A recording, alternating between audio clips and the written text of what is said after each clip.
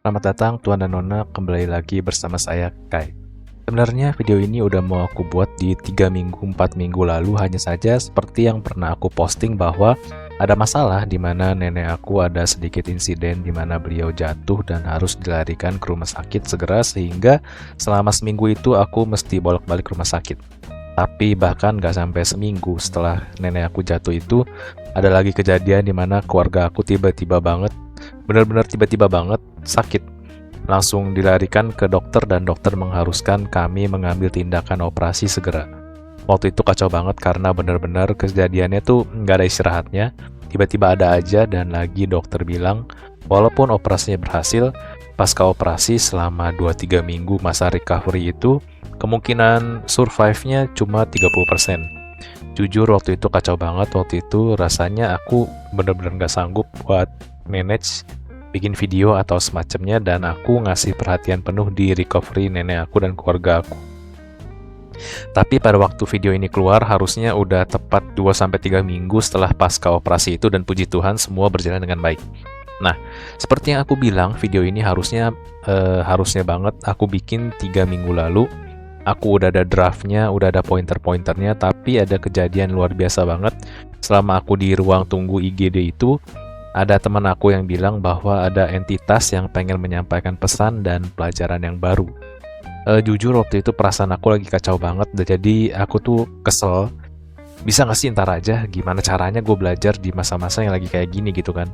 Tapi udah sekitar jam 1 pagi waktu itu, lagi di ruang tunggu IGD juga, jadi tuh nggak ada yang bisa aku lakukan, benar-benar cuma bisa nunggu. Jadi ya udah, aku belajar. Akhirnya aku bacain karena waktu itu by DM, dan ternyata pesannya panjang banget, jadi ya gila aja. Akhirnya aku baca dikit-dikit karena untuk mencernanya susah banget dan harus dibaca pelan-pelan, dan waktu itu lagi capek banget. Jadi selama menjalani proses operasi dan proses recovery selama 3 minggu itu, aku baru baca dikit-dikit perlahan-lahan, dan ternyata benar-benar mind blowing banget, dan justru sangat-sangat melengkapi apa yang mau aku sampaikan di video yang seharusnya aku bikin di 3 minggu lalu, yaitu tentang manusia sebenarnya bukan ciptaan yang paling sempurna, tentang spiritual bukanlah tentang tingkatan dan pencapaian, dan tentang bumi 4D 5D itu.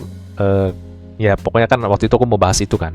Dan teman aku yang ini pun jujur bener-bener masih belum lama aku kenal, tapi timingnya tuh bisa pas banget kayak gini.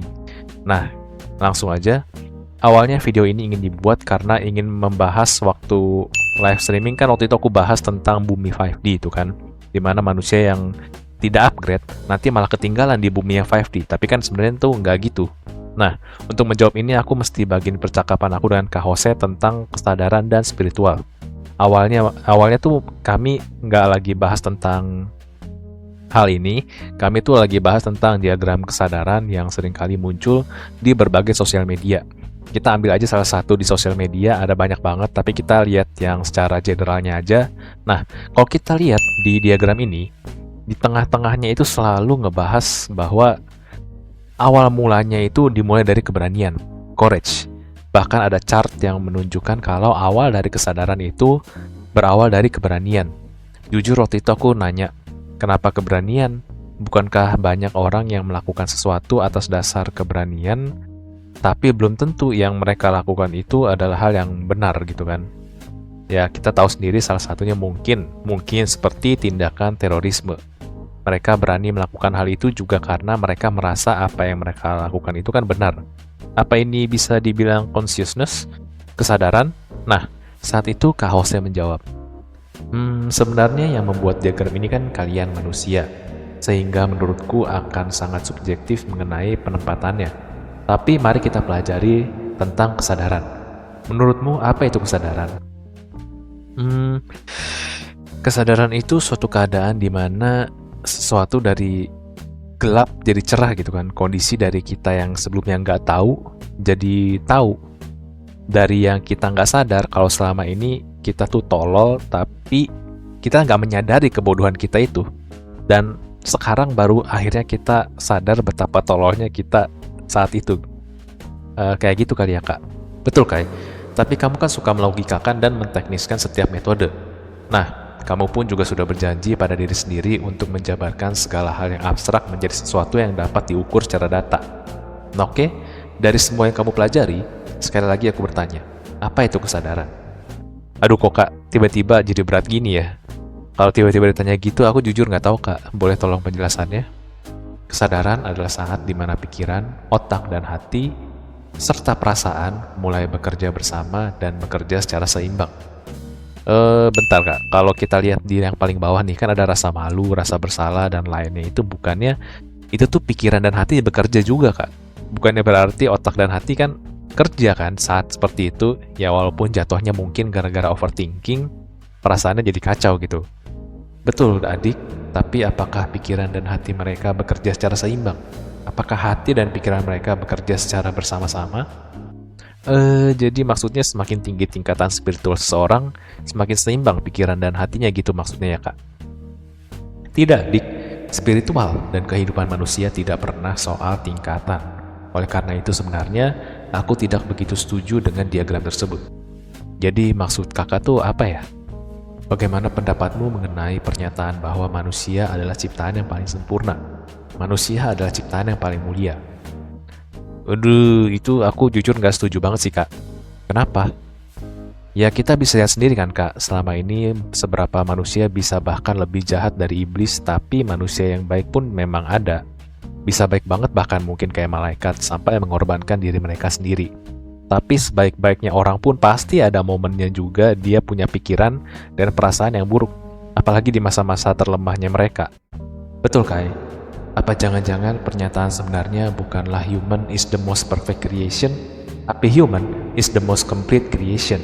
Karena manusia memiliki seluruh sifat baik, dari sifat yang terbaik, bahkan sampai sifat yang terburuk. Nah, itu aku setuju sih kak. Tapi maksudnya kakak kan nggak setuju bahwa spiritual itu adalah tingkatan. Maksudnya apa ya kak? Bukannya semakin tinggi spiritualnya, orang itu akan jadi lebih baik dalam artian lebih nggak jahat, atau lebih nggak merugikan diri sendiri dan orang lain, supaya nggak nambah karma gitu kan? Betul adik, tapi apakah untuk menyadari atau mencapai hal tersebut mungkin dicapai jika tidak pernah mengalami atau melalui rasa-rasa tersebut, seperti rasa malu, rasa bersalah, dan lainnya yang dituliskan dalam diagram itu? Dan apakah setelah menyadari atau mencapai kesadaran yang disebut sebagai enlightenment itu, tidak mungkin kalian merasakan lagi apa itu malu, sedih, takut, dan sebagainya? Jadi menurutku, spiritual dan kehidupan kalian sebagai manusia tidak pernah tentang tingkatan ataupun pencapaian yang harus diraih. Spiritual dan kehidupan manusia adalah soal kelengkapan, Kai. Completeness, perjalanan untuk mengalami, mengerti, memahami, dan menyadari semua spektrum yang dapat dirasakan dan dipelajari oleh manusia.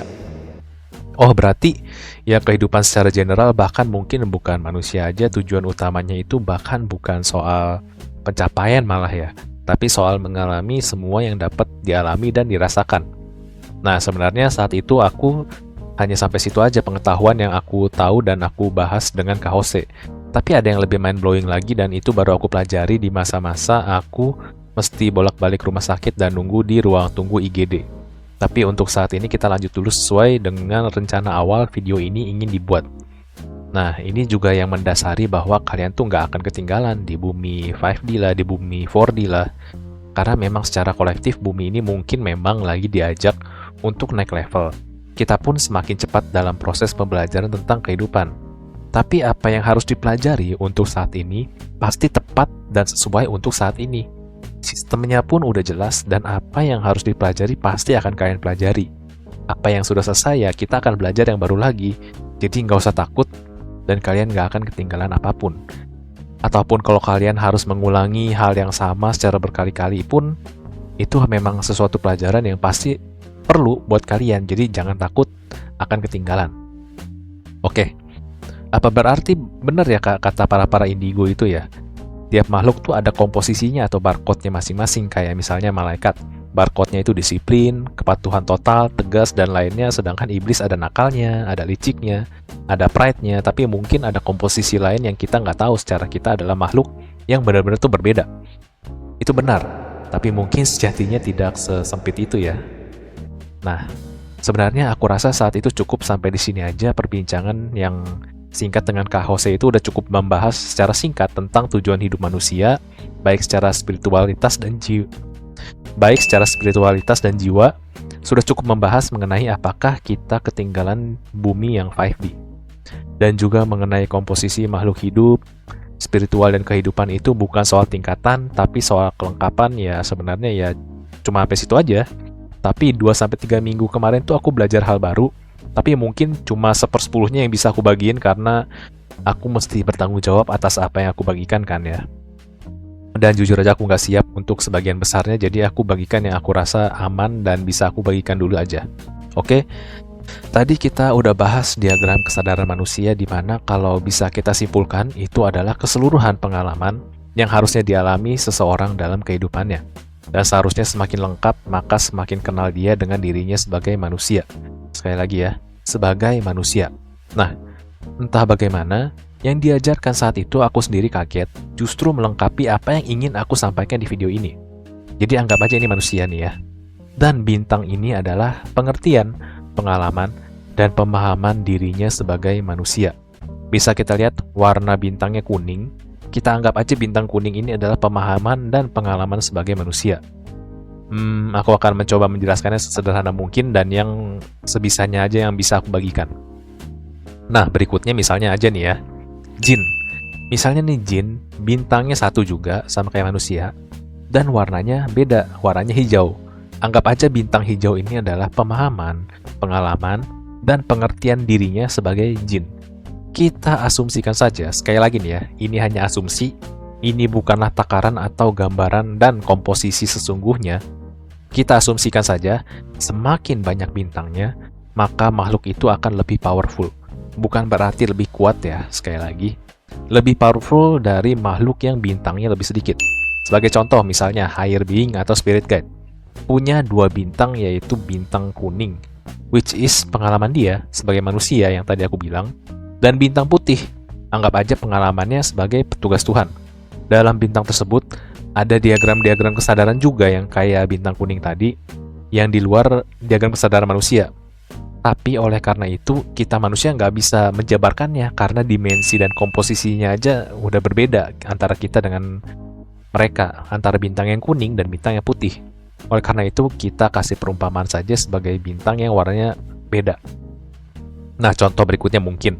Ini sekali lagi ya, mungkin. Bukan berarti ini komposisi yang sebenarnya.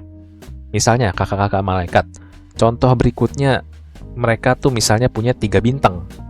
Bintang putih, yaitu pemahamannya sebagai petugas Tuhan, sama kayak HB yang tadi, Spirit Guide.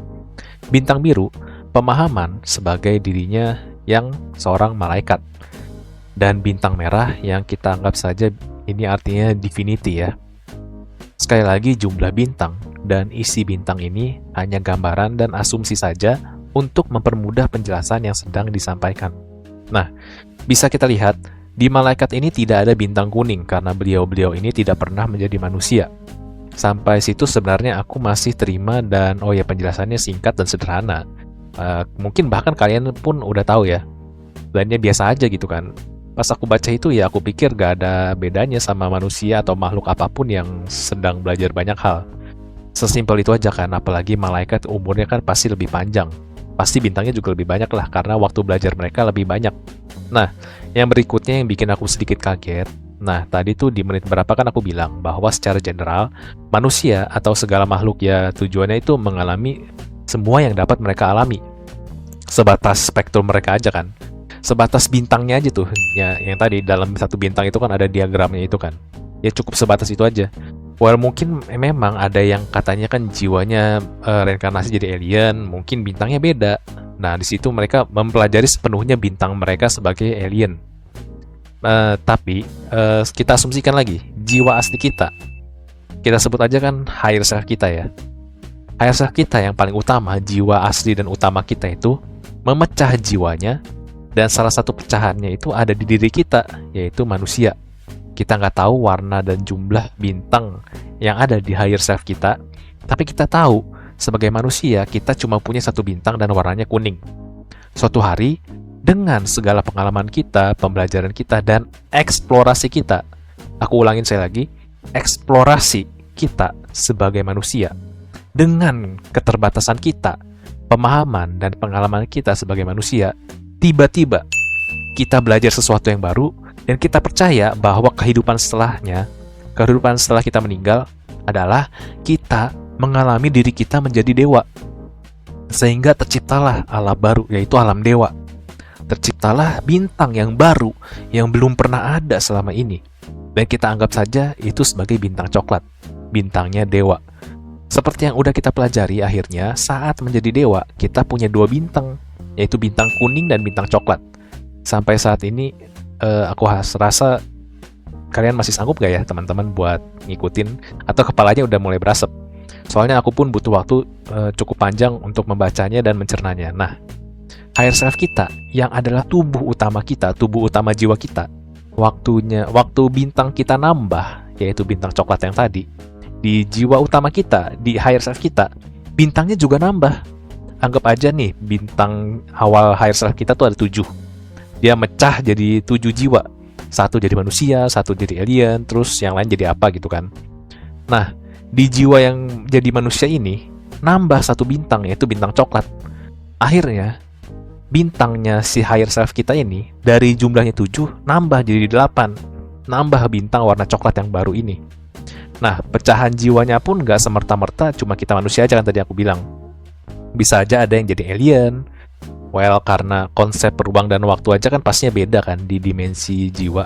Bisa saja kita bertemu dengan pecahan-pecahan jiwa kita yang lain. Contohnya, kalau kita ingat salah satu konten dari Detektif Astral, yang di piramid atau di Sphinx itu kan, Kak Willy pernah ketemu pecahan dirinya yang alien itu, yang menyuruhnya untuk tidak membuka kotak hijau itu kan.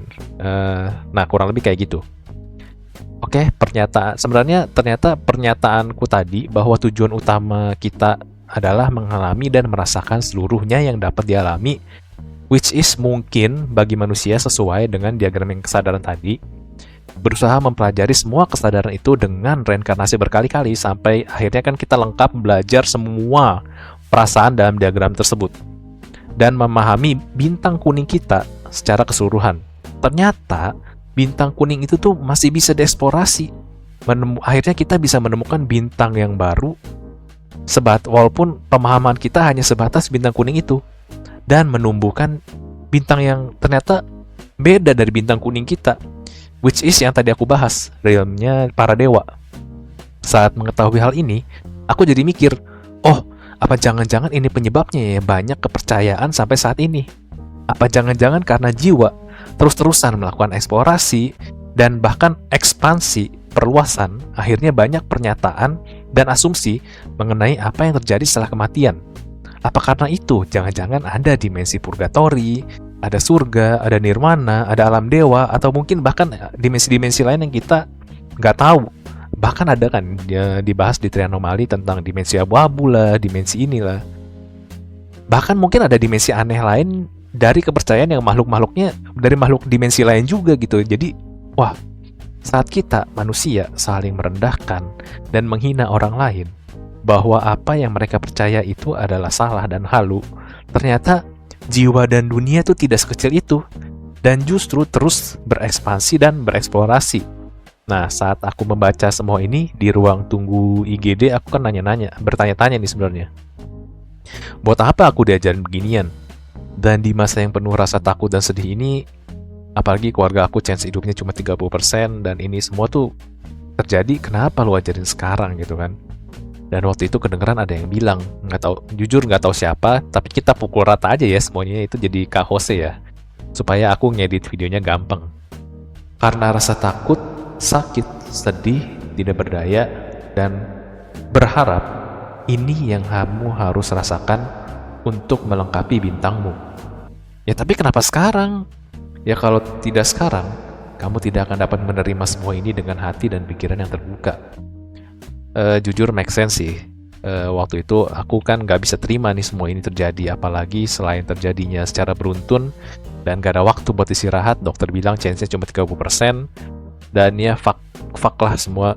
Tapi setelah membaca ini ya jujur aku jadi sedikit bisa lebih menerima keadaan yang aku alami. Oke, dari sekian banyak pelajaran yang diajarkan. Jujur cuma segitu yang berani aku bagiin, dan sekali lagi please jangan dipercaya plek-ketiplek, teliti lagi dan dalami lagi sesuai dengan pengetahuan masing-masing. Nah, dari sekian banyak yang aku bagiin tadi, nggak hanya jiwa kita yang lebih tinggi aja yang bintangnya nambah kalau pecahan jiwanya belajar sesuatu yang baru atau ekspansi ke pelajaran yang baru. Jika ada makhluk menciptakan sesuatu, misalnya nih, ada makhluk X menciptakan minion-minion Y. Kalau minion-minion Y ini bertambah bintangnya, bintang si X ini pun bertambah. Kebayang nggak betapa infinite-nya jumlah bintang sang sumber, sang pencipta kita? Apa jangan-jangan sampai detik ini bintangnya sang sumber kita terus bertambah secara tak terbatas? Karena kalau nggak salah ada juga perumpamaan yang bilang kan bahwa sang sumber pun sampai saat ini sedang merasakan dirinya sendiri, sedang mengeksplor dirinya sendiri.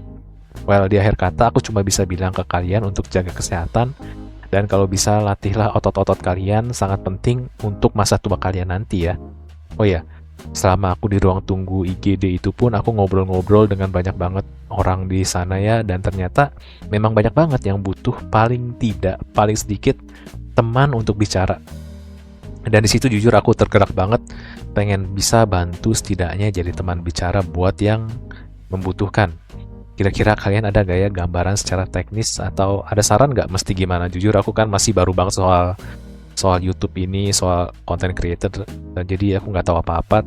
Kalau ada komen, ada saran, silahkan komen di bawah ya. Nah, terima kasih Tuan dan Nona sudah menonton sampai sejauh ini.